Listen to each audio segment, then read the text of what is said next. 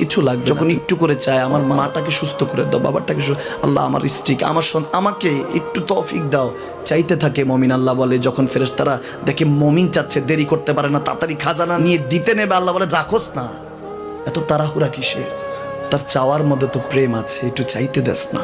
থাকুক না মমিন আর একটু পেরেশান, থাকুক না, থাকতে দেস না, একটু থাক, একটু থাক।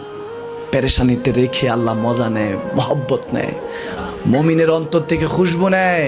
আল্লাহর বড় মায়া, মমিন যখন চায় আল্লাহ তখন মায়ার নজর নিয়ে তাকায়, হায় হায় আমার বান্দা, সুবহানাল্লাহ।